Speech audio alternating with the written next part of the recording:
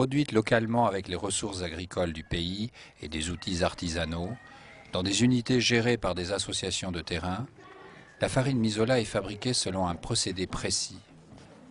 Tout le personnel est d'ailleurs formé à cet effet.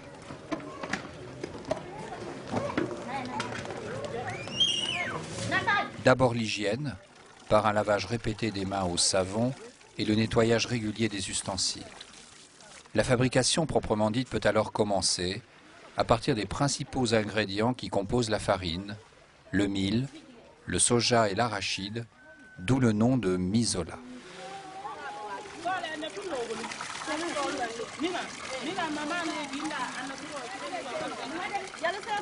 C'est le vannage des céréales, puis leur lavage à grande eau et leur égouttage dans des paniers.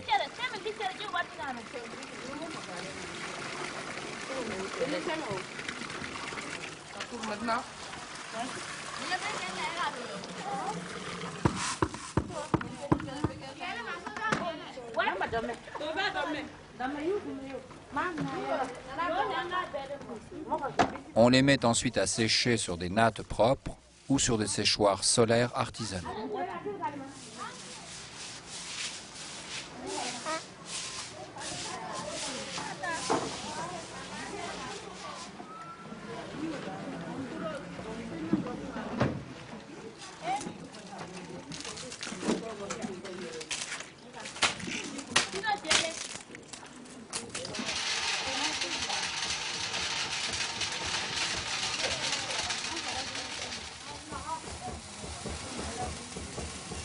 Les céréales ainsi que les arachides sont ensuite grillés dans des grilloirs à tambour.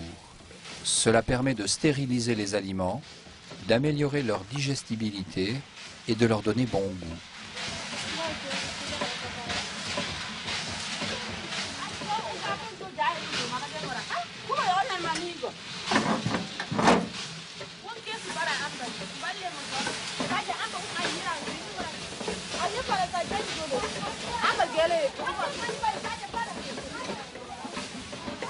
Pendant ce temps, la préparation des sachets portant le label Misola ainsi que l'indication de la provenance et de la date de fabrication va bon train.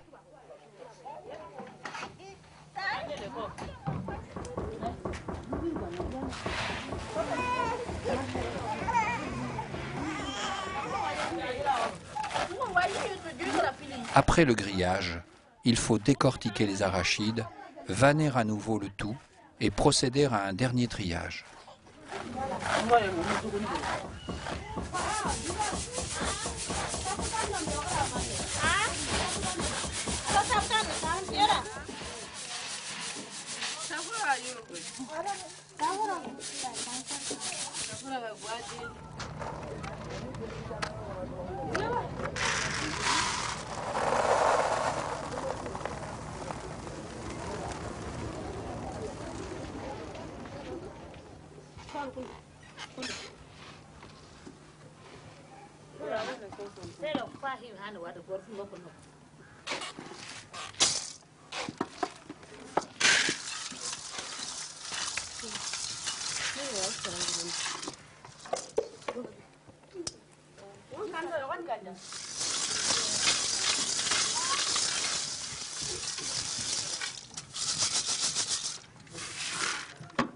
Chacun des ingrédients est soigneusement pesé et mélangé selon des proportions bien définies.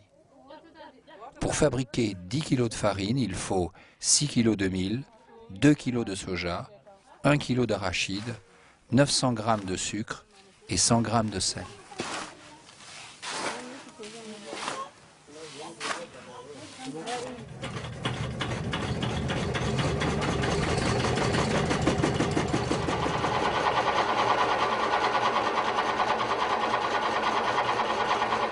C'est alors le passage par le moulin pour obtenir une fine farine.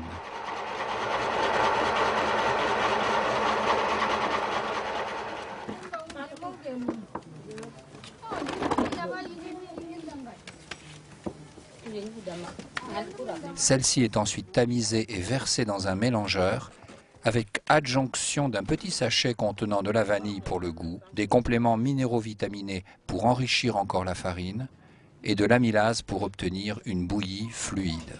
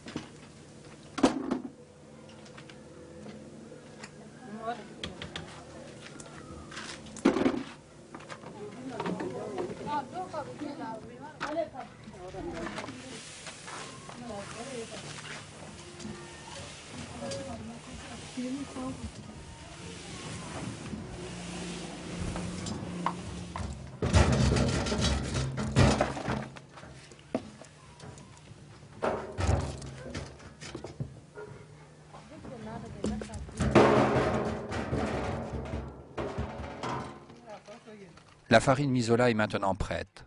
Il faut encore la mettre dans les sachets en plastique, lesquels sont fermés à chaud avec un soude-sac. Les sachets doivent être conservés dans des récipients hermétiques et stockés dans un local sec et propre. La farine doit être consommée dans les 6 mois qui suivent sa fabrication. Les sachets pèsent 500 grammes et permettent de préparer environ 10 bouillies riches en protéines et matières grasses. On fabrique également des sachets de 250 grammes, plus accessibles financièrement. Avec 2 bouillies de 200 ml par jour, on sort un enfant de la malnutrition.